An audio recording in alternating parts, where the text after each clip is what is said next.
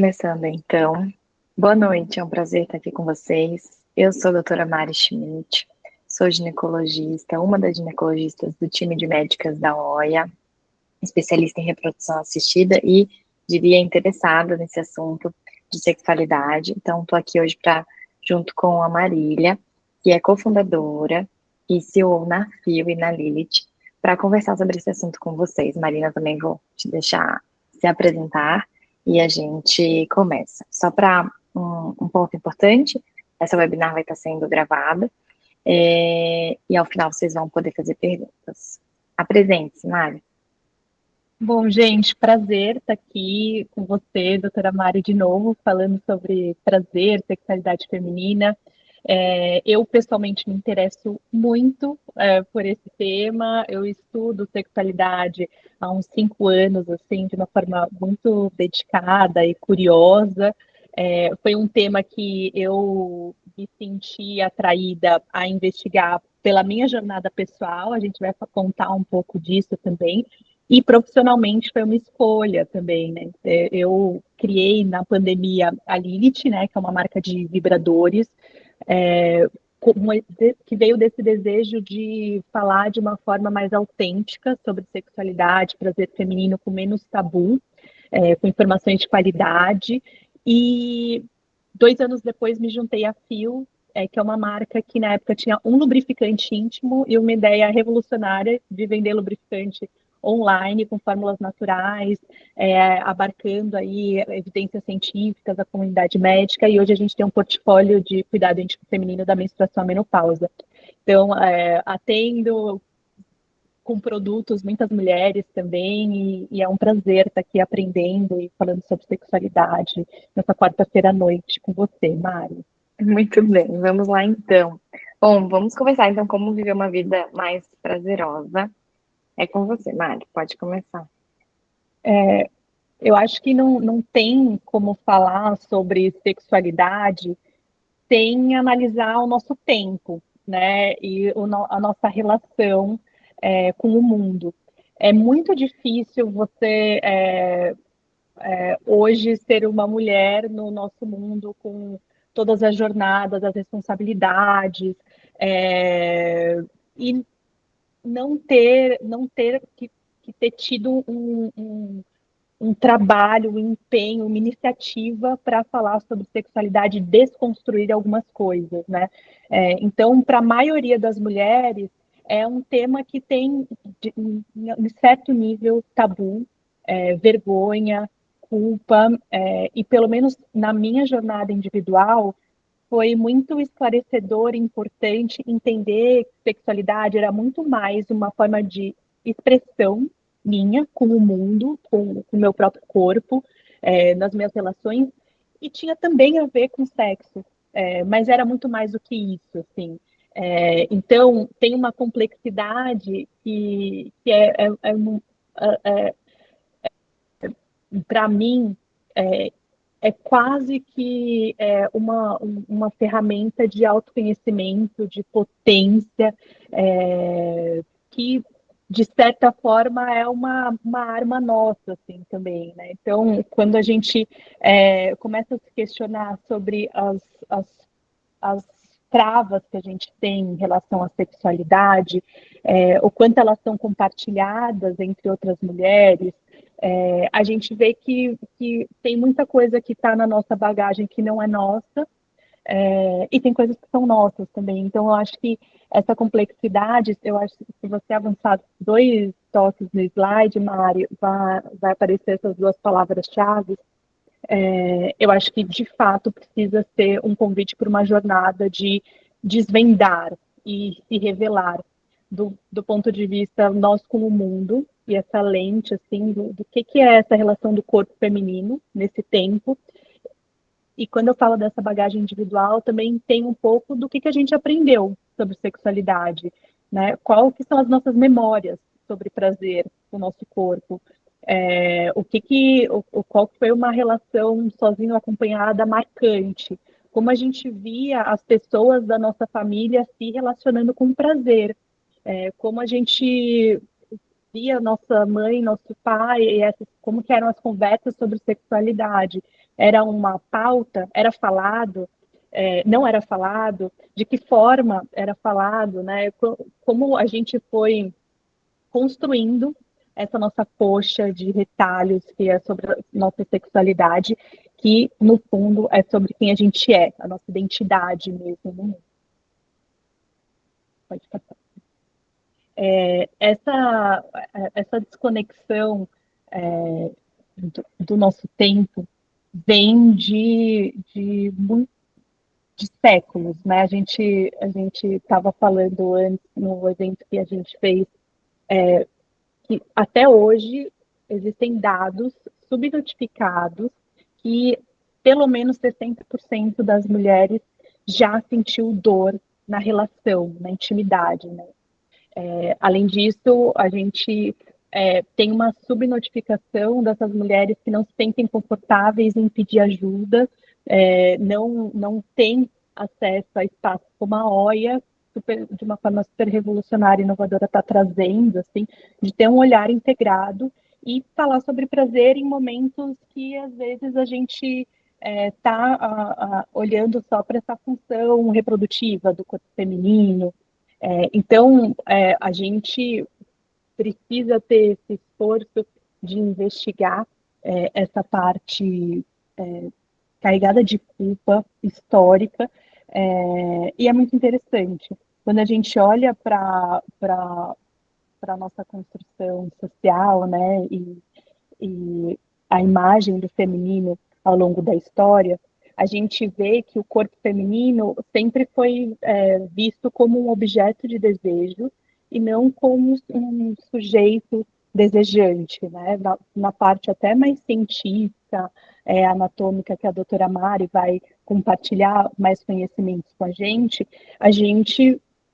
teve uma ideia de que o corpo humano era um corpo masculino, era o corpo de um homem, né? É aquele manequim de um homem, e o corpo feminino é tipo aquilo, só que faltam algumas coisas.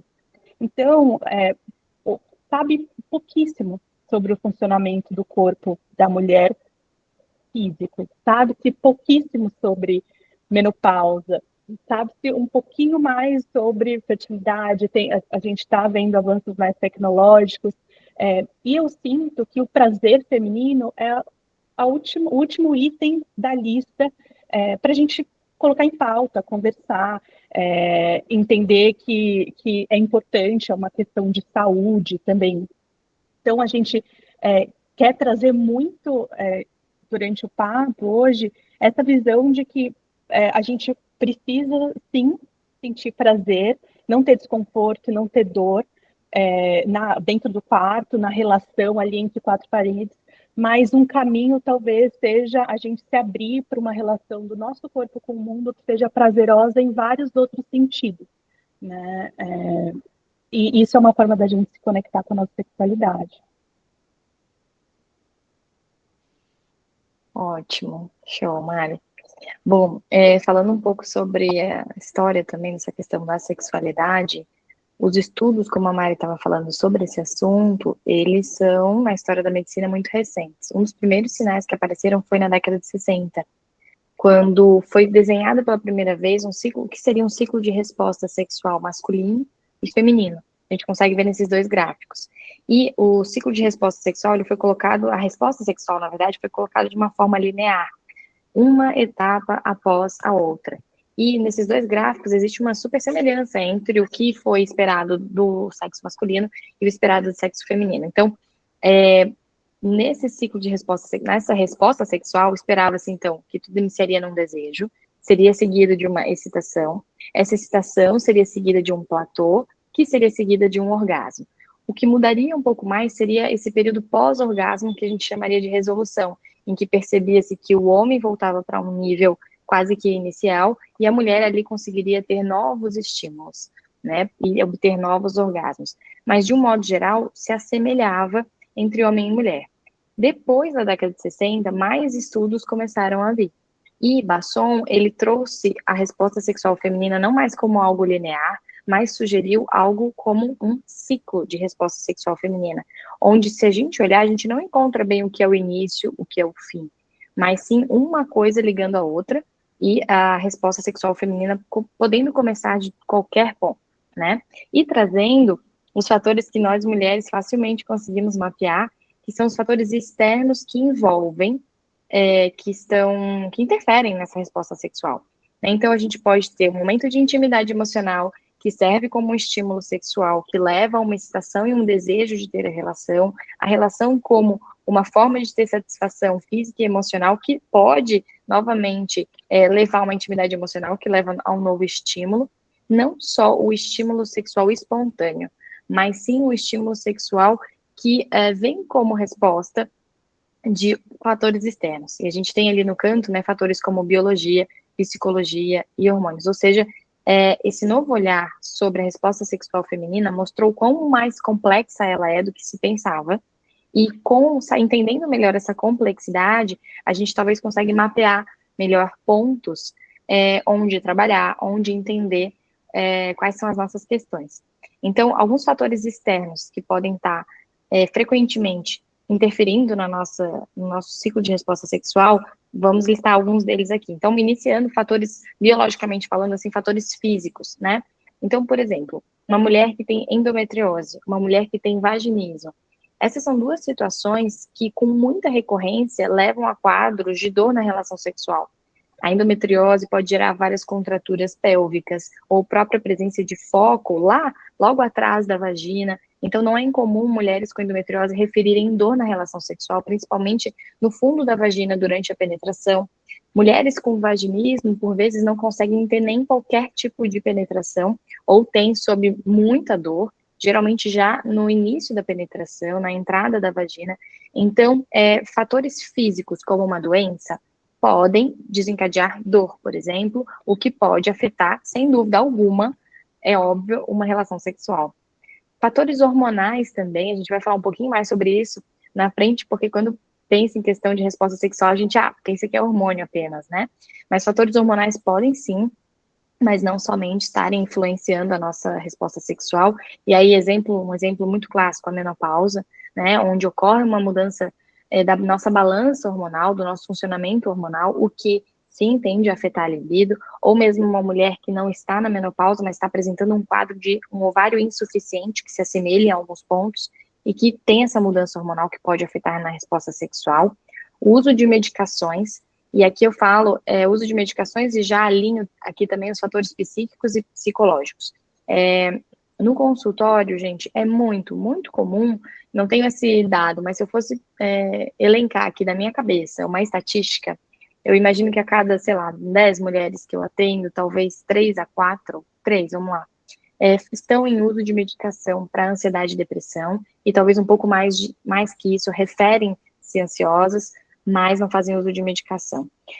Medicações como ansiolíticos e antidepressivos, sabidamente, em maior ou menor grau, dependendo da medicação, interferem na nossa resposta sexual, por vezes na redução na libido, por vezes na demora para atingir um grau satisfatório de excitação, e são medicações cada vez mais usadas. E mesmo para os casos de pessoas que não usam essas medicações, mas estão vivendo um transtorno psicológico, uma ansiedade, depressão, um luto, né?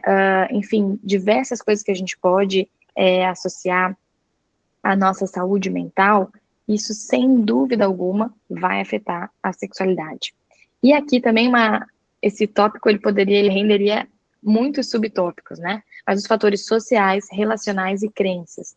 Já muito isso do que a Marília falou, né? Toda essa bagagem cultural que a gente carrega até hoje, como que a gente vive em sociedade, como que a gente vive na nossa relação, como que tá esse relacionamento, e também muitas crenças que às vezes podem ter fundos religiosos. Então, toda essa expressão da cultura, de religião, da nossa família, da nossa infância, a gente carrega junto conosco, e isso afeta também a nossa fertilidade. Então, sensação não é infrequente o sexo vir se apresentar para a gente como algo pecaminoso, que pode gerar um sentido de culpa, e tudo isso vai aparecer.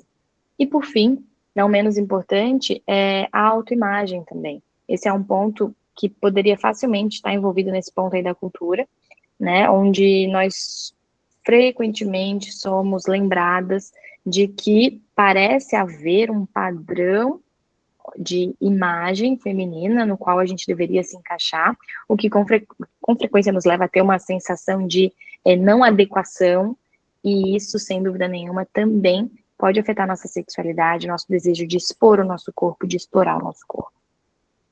Vamos lá, Mari. Eu adoro, assim, que é uma lista enorme de razões para a gente não estar gozando na vida e na cama, né? Pelo amor de Deus, assim, é desafiadora. A gente fala de resposta sexual feminina, e, de novo, tem a ver com sexo, mas não só. Se a gente olhar para a psicanálise, somos seres sexuais, a nossa sexualidade é uma parte integral de quem a gente é como seres humanos, tem a ver com o nosso desejo e essa pulsão de vida. E toda a lista que a doutora Mari citou influencia na vontade da gente começar uma relação sexual, mas na nossa qualidade de vida geral, né? Na qualidade do sexo e na nossa qualidade de vida. É muito, muito importante a gente não colocar nessas caixinhas separadas, né? Quando tem uma metáfora que eu gosto muito sempre de usar, uma vez eu li e ficou muito claro, que às vezes a gente busca soluções fáceis para apimentar a relação e sair da rotina. Então a gente compra uma lingerie, compra um lubrificante, compra um gel, compra um vibrador, que são ferramentas que eu sou apaixonada, que inclusive vendo, então não nada contra essas ferramentas, pelo contrário, mas é uma inocência muito grande, assim, e até uma falsa promessa achar que esses itens vão apimentar e acender essa relação, né? Se a gente não prestar atenção no que está freando esse desejo e essa vontade, muito dificilmente é uma lingerie, uma vela e um lubrificante que vão salvar alguma coisa. Então, tem um comparativo comum, assim, que fazem como se a gente fosse uma máquina, né? E a gente tem um carro, desculpa, como se a gente fosse um carro. E a gente tem um acelerador e um freio.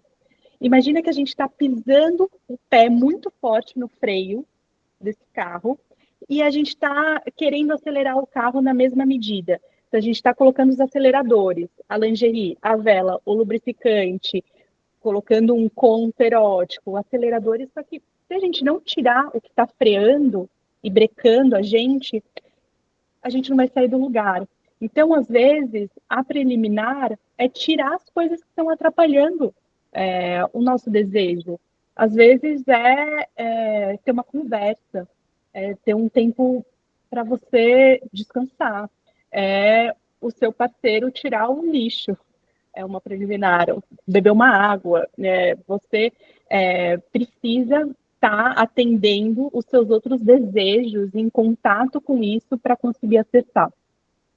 Além disso, a gente tem é muito comum a gente achar que alguma coisa está quebrada, assim, né?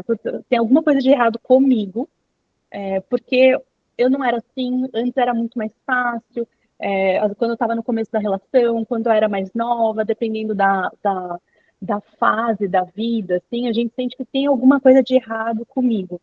E é muito importante ter essa visão mais subjetiva da libido mesmo, né, Mari? Assim, a gente não tem nenhum exame de sangue que vá medir ali, olha, sua libido está 100. Então, isso é uma libido boa. Não existe uma libido certa, uma libido errada. Não existe uma frequência certa, uma frequência errada. Assim. É muito mais sobre a sua satisfação e esse ponto de encontro, muitas vezes, na relação, né? Que às vezes eu sou a pessoa que tenho mais iniciativa, e essa falta de alinhamento com a minha parceria pode gerar um atrito, uma quebra de expectativa, tudo mais. Mas não existe uma régua de que quanto mais a libido maior ganha, assim, né? Não, não é isso. Então, é muito importante olhar para essa qualidade da nossa vida, tirar esses freios, entender essa subjetividade da nossa libido na vida toda e a qualidade dessa relação. Então, se você está numa relação onde você sente dor, desconforto, é uma relação de penetração em que você sente ardência, você machuca, tem algum tipo de irritação ali, ou você não sente prazer, você não sente prazer no processo ali da relação, você não atinge o orgasmo, é muito difícil você desejar algo que não é bom, né? Então, é muito importante também pensar nessa qualidade dessa relação, assim, né? Tem a doutora Lívia que eu estava assistindo algum conteúdo, ela falou assim, se você tem uma relação ruim e você não tem vontade de ir para essa relação, me parece mais que você é uma mulher coerente do que uma mulher com um problema de libido. Eu falei, putz, é isso, assim, é o nosso corpo dando uma mensagem, assim, importante. E quando a gente fala de desejo espontâneo e desejo responsivo, a gente tem muito esse comparativo de que para a maioria dos homens o desejo vem assim instantaneamente. Putz, vi o corpo da minha parceira ali, tá lavando a louça, passa, dá um tapa no bumbum e aí já fica animado, tudo mais. Como se fosse algo espontâneo, que não é exclusivo do corpo masculino, mas esse desejo que vai do 0 ao 100 rápido e está pronto a qualquer momento, normalmente muito mais mencionado em relação aos homens. Quando a gente fala do desejo responsivo, é um pouco do que muitas mulheres relatam de precisar ser algo construído, de às vezes iniciar uma relação que é uma relação boa, então não estou falando de relações que não são prazerosas, que machucam tudo mais, mas partindo do pressuposto que você está num relacionamento legal, você gosta, mas sabe quando você tem um pouco de preguiça de começar? Se tivesse essa régua de libido, você, assim, espera estar no 9 ou 10 para começar a relação, você fica esperando essa vontade de estar subindo pelas paredes para iniciar a relação, mas às vezes você tem uma experiência de iniciar uma relação sexual ali. Aos poucos, estava com uma vontade, assim, não sei, pode ser. E aí a relação vai construindo e é algo super gostoso, você sente muito prazer, você goza no final, tudo mais. Então, você precisou daquela crescente ali de estímulos para atingir e ter uma relação legal. É muito importante a gente visualizar isso, porque às vezes a gente, na loucura do dia a dia, e aí pode até mudar de slide, por favor, nessa rotina que tem muitos freios do nosso dia a dia, a jornada tripla, esse cansaço crônico, você sai para trabalhar, chega em casa, eventualmente tem que cumprir ali uma rotina, ou porque você está tentando engravidar, ou porque você já tem criança ali para cuidar, e aí tem que arrumar casa, e aí jantar, e assim, toda aquela loucura, as telas, médias brasileiras de 3 a 4 horas por dia nas telas, então a conta sobra muito tempo para esse momento de intimidade, prazer, né? A gente está mais acostumado a estar 1 hora deitada numa maca, colocando cera quente em cima da vulva e arrancando, do que deitada 1 hora se massando, sentindo prazer, tudo mais. Então, é muito difícil a gente, nessa rotina que a gente vive, ser subitamente atropelada por uma vontade de transar e gozar, tem a culpa cristã, tem o que a gente aprendeu da nossa família, tem a insegurança com o nosso corpo, tem a falta de lubrificação porque a gente está estressado, tomando anticoncepcional, ou então a gente quer engravidar. Tem tanta coisa que é muito, muito difícil o prazer vencer desse cansaço, né? Então, às vezes, é importante dar atenção a esses respiros, assim, de libido, né? E às vezes pode ser, assim, putz, às vezes a gente está tão desconectado do que a gente quer, que a gente está no automático até para pedir um almoço, assim, sabe? Ou para o que eu quero de verdade, assim, que filme que eu quero assistir, assim. O que a gente vai tão no automático que às vezes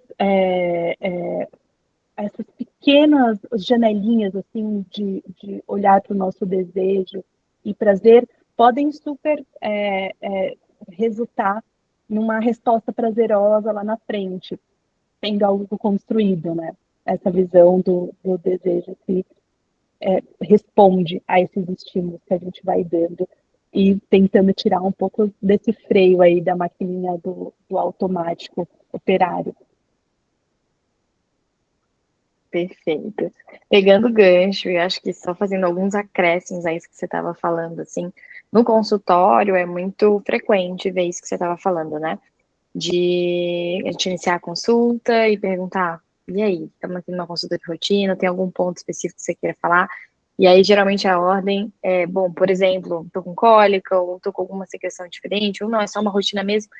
E também a minha libido tá muito baixa. Geralmente ela vem por último, assim, né? Quase como que às vezes eu noto uma decisão, vou falar sobre isso ou não, né? E, inclusive, esse é um espaço na OI em que toda a nossa equipe está totalmente sempre aberta, e de ouvidos muito atentos para acolher. É um ambiente super seguro para falar sobre isso. Então, essa sensação de baixa libido tem sido muito frequente. E tem muito a ver com isso que você estava falando, né? Depois de dizer, bom, sinto que eu estou com uma baixa de libido, não é infrequente a segunda fala ser, eu gostaria de dosar minha testosterona, ou será que tem alguma coisa errada com os meus hormônios, né? Em algum momento fomos muito, acho que, acostumados ou ensinados a tratar questões em cápsulas, né? E feliz seríamos se fosse fácil, assim. Mas a libido tem toda essa complexidade que você estava falando até pouco tempo.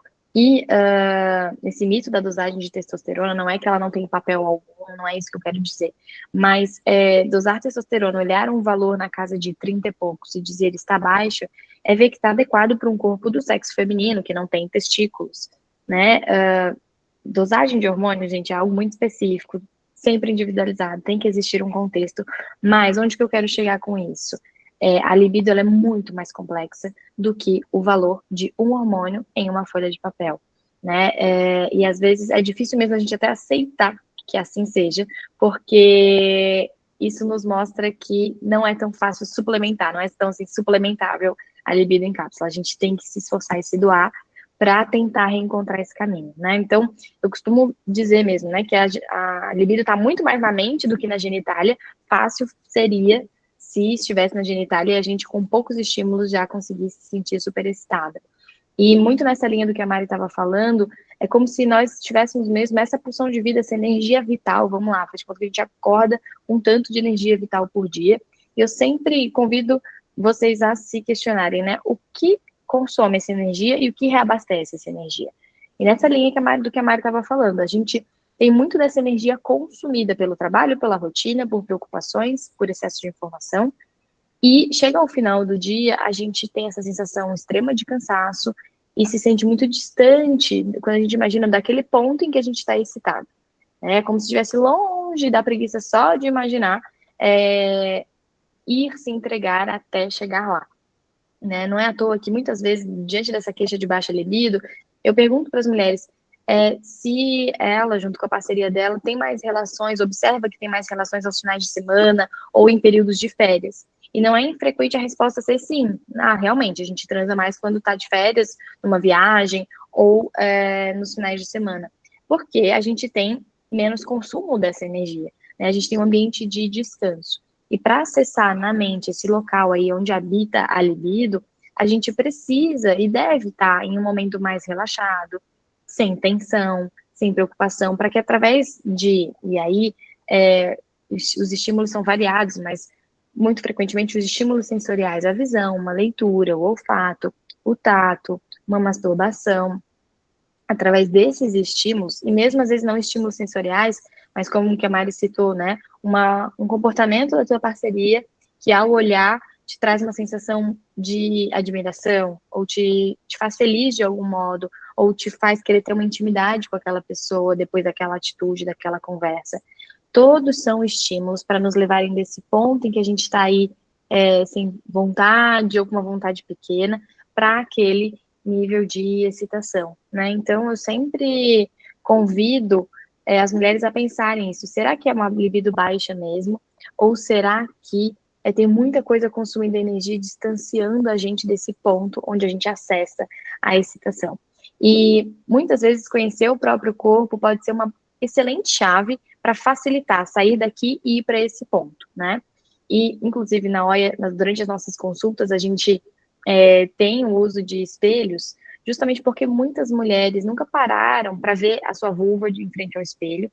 Muitas vezes até rola uma dificuldade de nomear, né? Então, a vulva, que é essa parte externa que a gente vê, né? Ela, que a gente depila, vamos falar assim, né, Maria? Ela é a região externa da nossa genitália, né? E muitas vezes ela é chamada de vagina, que é a região faz parte da genitália interna. Então, até mesmo uma troca de nomeação. E nessa prática do uso de espelhos é muito interessante observar que muitas vezes a gente tem uma desconexão com a própria vulva, não conhece, ou tem vergonha, ou tem até algum tipo de nojo, né? Então, como que a gente olha como a gente pode melhorar a nossa sexualidade se a gente entender melhor a nossa própria genitália e se familiarizar com ela. Aqui a gente tem um molde, uma representação simples, né, da nossa vulva, onde a gente tem os grandes lábios, que são as regiões mais externas, onde crescem os pelos. Ao afastá-los, a gente tem os pequenos lábios, que não costumam ter pelos. Ao afastá-los, a gente vê o clitóris acima, que tem um capuz, uma membrana, que deita-se sobre ele e também se retrai. A gente tem aqui no meio, não está representado, o canal onde sai a urina, a uretra, e, por fim, a vagina. E quando a gente olha, falando agora do clitóris, isso é um capítulo à parte. O clitóris é o nosso órgão de prazer sexual e, assim como o estudo do ciclo sexual é recente, a identificação da anatomia real do clitóris é super recente para a medicina, né? E ele ainda é muito negligenciado nas relações. Tanto nós conosco mesmas, numa masturbação, quanto numa relação com uma outra pessoa. Ele é muito negligenciado porque a gente conhece pouco dele, faz pouco tempo que a gente conhece, né? Então, aqui nessa representação, a gente vê em linhas mais finas a representação dos pequenos lábios e desenhado toda a região interna do clitóris. O que a gente vê externamente está apenas aqui, é a glande do clitóris. Eu acho que vocês não estão conseguindo ver eu apontando, mas a glande do clitóris é a única região que é visualizada. Mas tem toda uma outra região interna que se enche mais de sangue durante a excitação, que pode ser estimulada através também de penetração internamente pela vagina, por massagem, tanto na região de grandes lábios, pequenos lábios, região interna da coxa, tudo isso faz parte do clitóris e pode fazer parte desse estímulo. Então, ele ainda é muito negligenciado porque muito do prazer ainda é associado nessa cultura de penetração, como se a relação sexual fosse sinônimo de penetração vaginal, né? Sendo que uma relação sexual pode não ter nenhuma penetração vaginal. E o clitóris, ele exerce um papel de protagonismo nisso. Então, eu acho que é importante a gente conhecê-lo para sozinhas usufruirmos dele e conhecermos para também apresentá-lo para quem se relaciona com a gente. Porque tem mulheres que vão sentir mais excitação com movimentos circulares, com movimentos de sucção, enfim, com diversos estímulos, com o uso de lubrificantes, sem uso de lubrificantes, as maneiras disso, pela região interna da vagina, as maneiras de estimulá-los são diversas. E aí, quando a gente sabe qual é a maneira as maneiras que a gente mais gosta, fica mais fácil de apresentar para a nossa parceria também.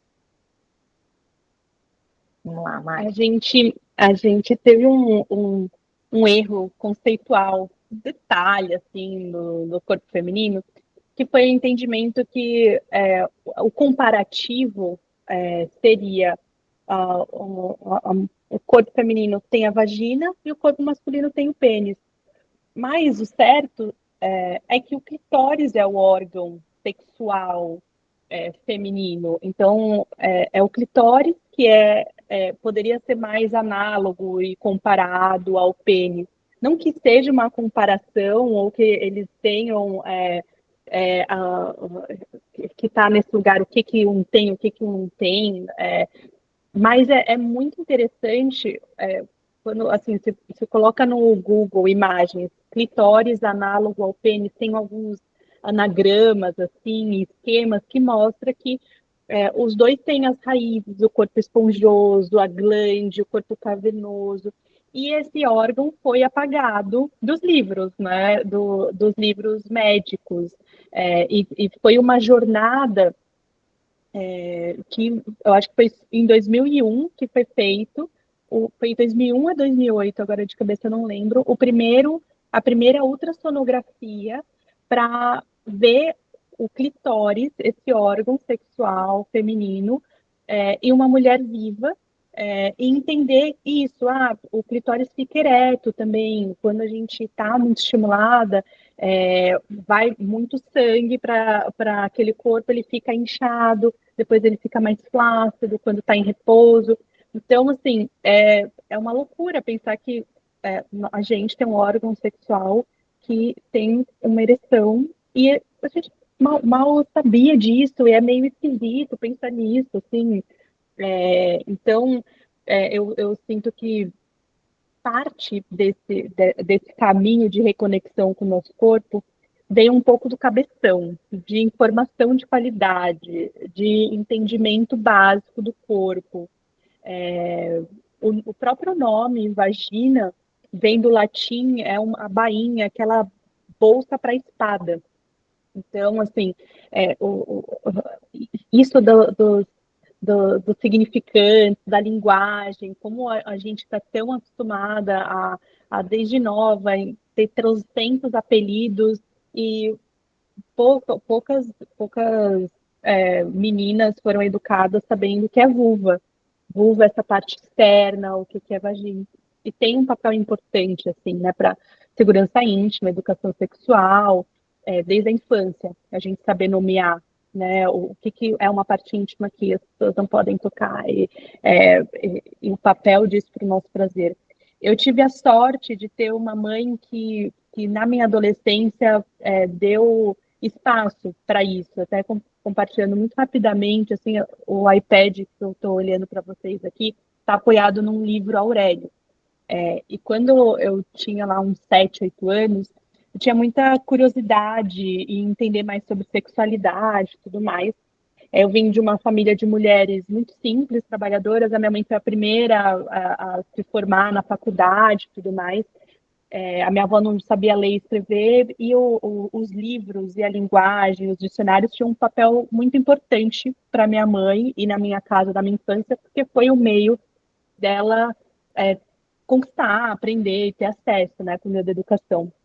E foi muito engraçado que quando eu tinha uns 8 anos, assim, eu era super curiosa, como todas as crianças são, né? Os bebês são curiosos, têm aquele corpinho e ficam ali observando. Eu tinha essa curiosidade e também era bem bagunceira, assim, na época da escola, peguei o dicionário escolar, o meu dicionário pequenininho, e fui marcando todas as palavras que tinham a ver com sexualidade. Na época eu nem lembro se no dicionário tinha vulva e clitóris, eu mal sabia que eu vinha assim com isso de fábrica, mas eu circulei as palavras ali, sexo, vagina, pênis, e fiz um sumário na capa, na contracapa do dicionário. Em segredo, tudo mais, obviamente minha mãe não sabia, tal. E aí, em algum momento em casa, fazendo a lição de casa, ela pegou o dicionário, viu, e na hora eu tive uma trava de falar, nossa, ferrou, assim, né? Ela vai ver o que eu fiz, tal, que vergonha. E a minha mãe, como resposta a essa curiosidade, ela falou, vamos na Bienal comprar um livro sobre educação sexual para crianças. E eu lembro de, na minha vida, ter entendido que a relação sexual e o sexo, pelo que minha mãe passou, chegaria o tempo. Ela falava, Marília, tudo tem seu tempo, vai chegar o seu momento e você vai adorar, vai ser muito gostoso, você vai gostar. E eu ficava, ai, credo, não quero falar disso com a minha mãe e tal. Mas em algum lugar ficou registrado em mim que era para ser bom, a relação. Assim. Isso foi um privilégio muito, muito grande, assim, porque me tirou de muitas enrascadas, de eu reconhecer isso não está parecendo bom, vou sair daqui.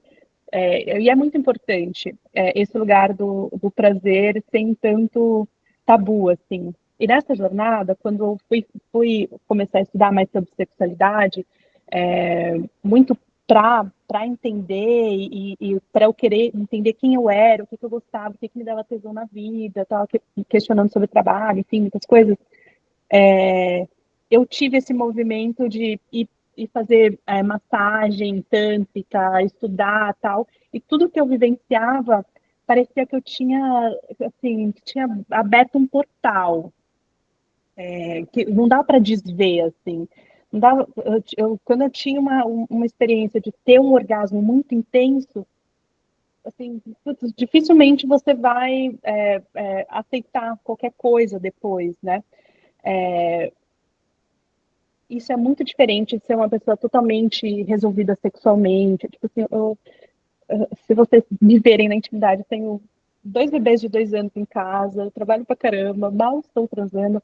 Não é sobre frequência, mas é sobre você entender que é uma possibilidade. Isso, assim, na sua vida. E quando você tem acesso a isso na intimidade, isso vai para outras áreas. Mas por que eu estou dizendo isso? Porque quando eu tive a oportunidade de vivenciar isso mais velha e começar a trabalhar sobre isso, eu voltei para minha mãe. E aí eu tinha essa pira de, será que a minha mãe sente prazer? Será que minha mãe goza? Será que minha mãe está na estatística? Sim, será que... e foi muito rico. É, ali cada um, né, tem essa relação, mas foi muito rico conversar com outras mulheres de uma forma sincera e autêntica, sobre prazer, desconforto, dor da relação, assim, desejo, essa libido. E para mim é uma forma de eu me reconectar também e me enxergar, né? Então, assim como quando eu era mais nova, foi muito importante ter a minha mãe como mulher abrindo esse espaço, assim, e deixando esse registro. Eu acho que se eu tivesse que elencar uma coisa, é essa referência de outras mulheres e essa conversa, assim, essa troca que a gente está tendo aqui também.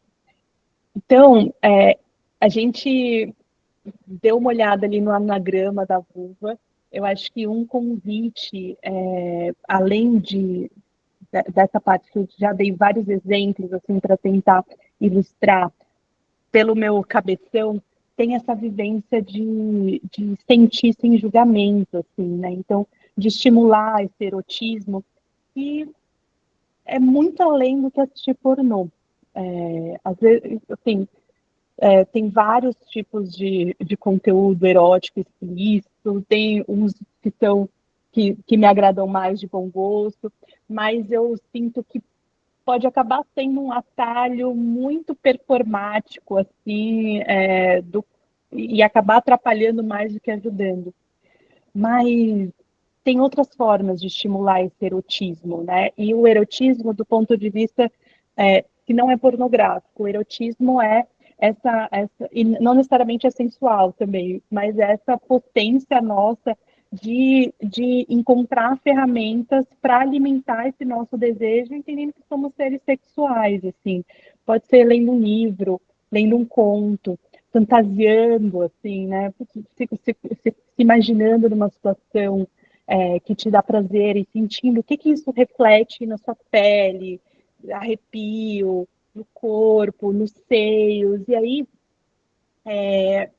eu sempre convido a valorizar essas ações que às vezes, para mim, às vezes, usar um vibrador é algo super forte, assim, eu quero olhar para minha vulva e passar um óleo, assim, e tocar, né?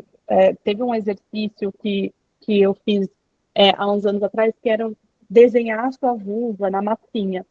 E era muito difícil, porque como a doutora Mari falou, a gente mal está olhando para a nossa vulva, assim.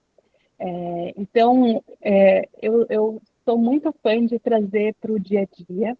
de permitir as pequenas coisas, assim, de dar uma chance para olhar e se questionar dessa nossa referência, da onde que está vendo essa bagagem, que isso pode travar um pouco a nossa relação na cama e às vezes parece que não tem a ver com isso, mas tem.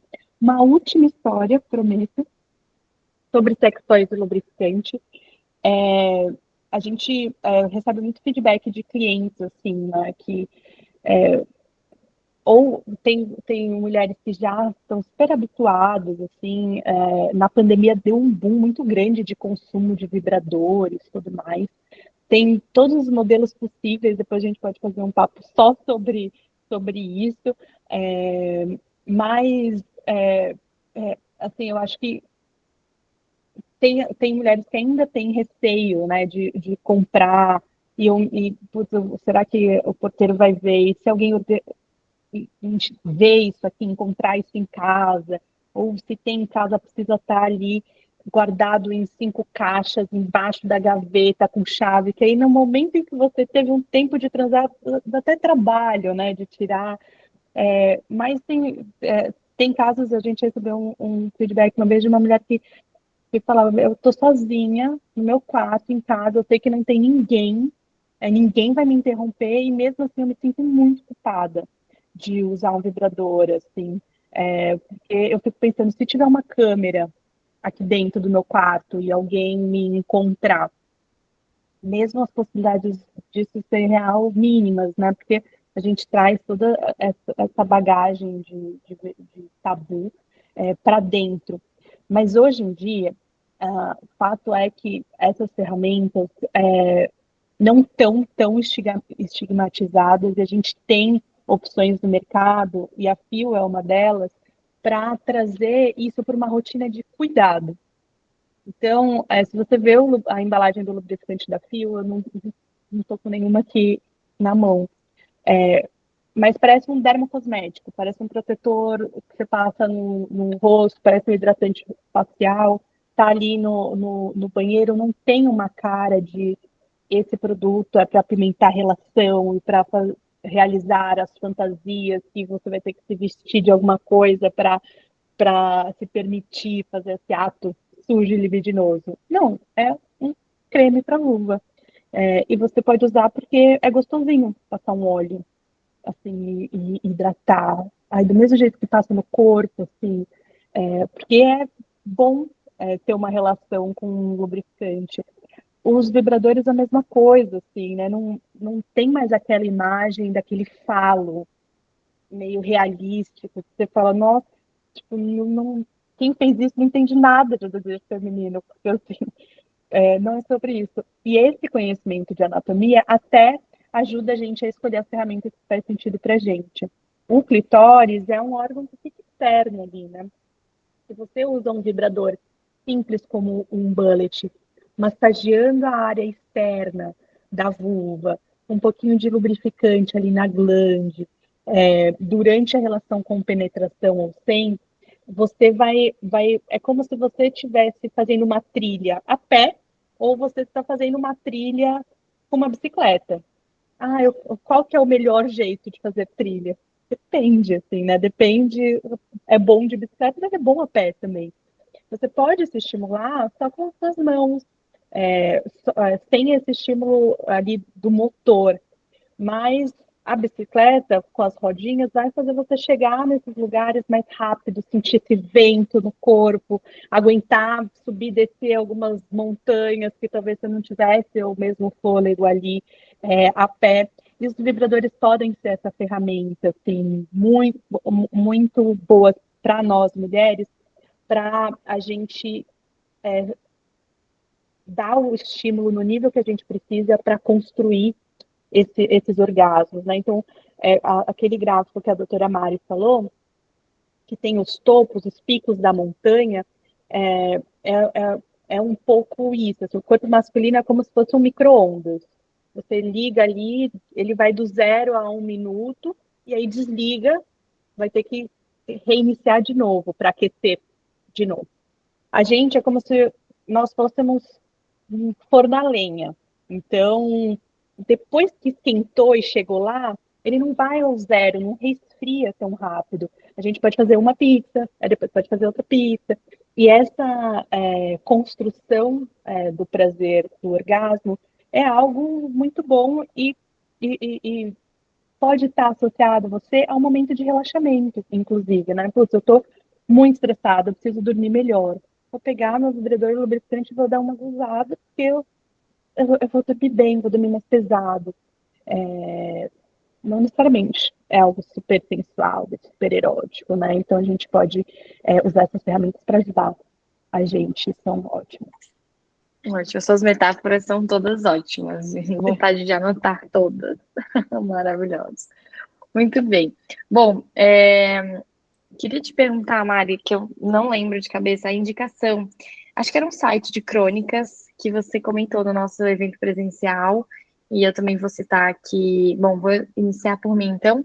A gente separou alguns livros que eu também citei em um outro evento já presencial da OE que abordam um pouco sobre sexualidade. Eu vou tentar mostrá-los aqui para vocês, mas vai ser um pouco difícil. Ah, vai ser difícil.